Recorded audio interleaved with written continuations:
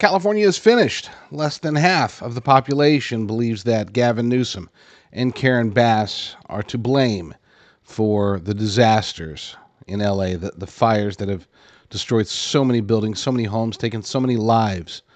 Fires that could have and should have been prevented if there was any level of competence in leadership in LA and the state of California.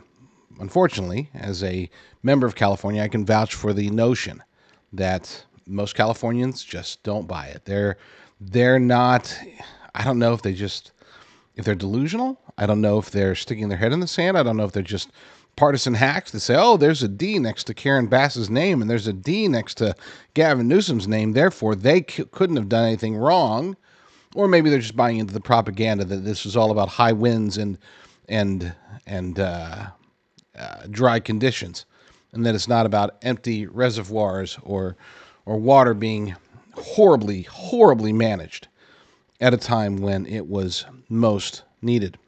An article over at the Gateway Pundit highlights this. Says the Los Angeles area fires have charred the popularity of California Governor Gavin Newsom and Los Angeles Mayor Karen Bass while showing a deep division in who respondents blame for the fires. Both of them are stone cold incompetent, according to President Trump. And there was a nice video that I'm not going to play, a little bit of language in it, so we're going to skip that one. But it was good. It basically highlighted the fact that California is beautiful, has great land, great everything, but the leadership has just decimated the state over the last couple of decades to the point that it is no longer really livable. 28% believe that Gavin Newsom is a great deal responsible, and about 20% say that he's somewhat responsible. That's 48%. Now, that means that 52% either don't know who to blame, or they barely blame Newsom and or Bass, or they don't blame them at all. In other words, they feel that there is no leadership gap, that the fire just happened, the reservoirs couldn't have been refilled, the fire trucks couldn't have been repaired in time, the budgets had to be cut because, you had to make room for dumb stuff. As a matter of fact, let's go ahead and play that video. I've got a video, I forgot the girl's name, I think it's on here, video detailing some of the things that were added to the budget under Karen Bass that the press should not have been. Karen Bass used fire department money to fund a queer occult interest, an Ebony Theater, and a trans cafe.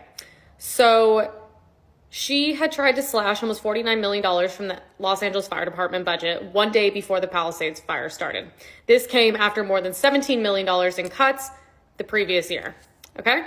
She didn't want to waste money because we're in a state that's under a constant threat of disaster. So what did we fund instead? What did we use that money for instead?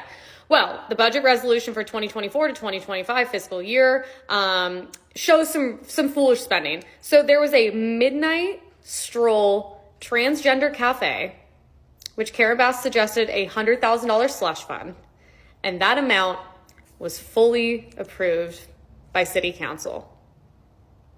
I saw a video today of just like 100 fire trucks sitting there that needed repair we could use. Thank God for this cafe.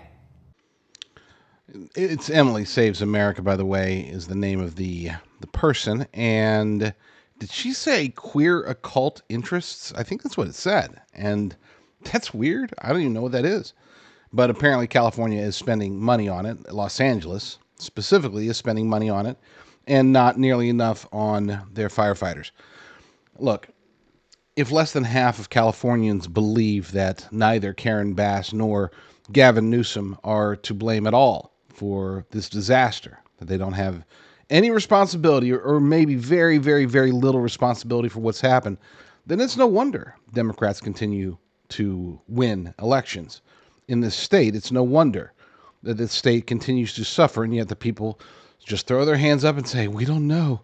It's those darn Santa Ana winds that are causing all the problems. Please be sure to subscribe to my new Rumble channel over at jdrucker.com/rumble1. That's the number 1. jdrucker.com/rumble1. That's where I'm going to be putting all of my shows going forward.